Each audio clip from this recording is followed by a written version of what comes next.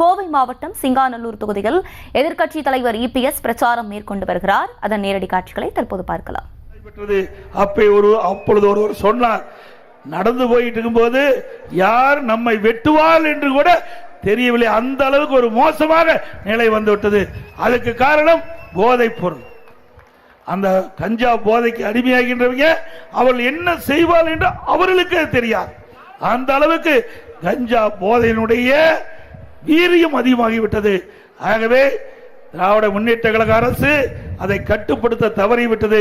இன்றைக்கு முதலமைச்சர் சொல்லுகிறார், தொலைக்காட்சியில நீங்கள் பார்த்திருப்பீங்க, இளைஞர்களே போதையின் பாதையில் செல்லாதீர்கள் என்று இன்றைக்கு முதலமைச்சர் தொலைக்காட்சியின் வாயிலாக இன்றைக்கு வெளியிட்டிருக்கிறார்.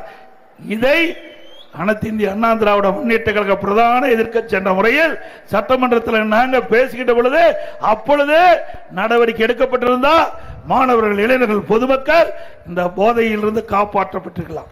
அவர்கள் போதைக்கு அடிமையாகி சீரழிந்து குடும்பமும் சீரழிந்து இன்றைய சூழ்நிலையில் முதலமைச்சர் இந்த கோரிக்கை வைக்கின்றார்.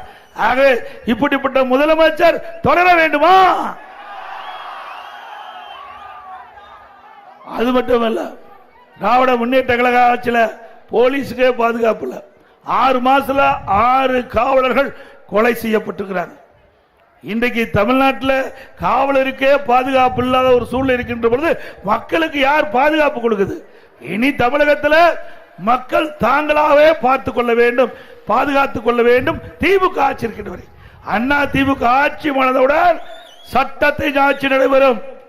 எந்த இடத்திலும் போதைப் பொருள் விற்பனை நடைமாட்டம், போதைப் பொருள் நடமாட்டம் இல்லாத மாநிலமாக உருவாக்கி காட்டும்.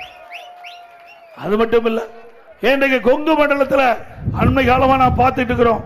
முதியோர் வசிக்கின்ற பகுதி அதை கண்டறிந்து திட்டமிட்டு அந்த முதியோர்களை கொலை செய்து அவர்களிடத்தில் இருக்கின்ற உடைமைகளை கொள்ளையடிக்கின்ற நிலை இன்றைய ஆட்சியிலே பார்க்கப்படுகிறது. இது தொடர்கதையாக இருக்கின்றது. ஆனால் திராவிட முன்னேற்ற கழக அரசு இதுக்கு கடுமையான நடவடிக்கை எடுக்கப்பட்டிருந்தால் ஆரம்ப காலகட்டத்திலே இந்த முதியோர் கொலையை தடுத்திருக்கலாம். ஆனால் இந்த அரசு சரியான முறையில் நடவடிக்கை எடுக்காத காரணத்தினாலே இந்த முதியோர் குறிவைத்து கொலை சம்பவம் தொடர்ந்து நடந்து கொண்டிருக்கின்றது. அண்ணா திமுக ஆட்சிக்கு வந்த பிறகு இதற்கெல்லாம் சரியான முடிவு கட்டப்படும். இன்றைக்கு திராவிட முன்னேற்ற கழகம் 2021 சட்டமன்ற பொதுத் தேர்தலில் பல்வேறு அறிவிப்புகளை வெளியிட்டார்கள்.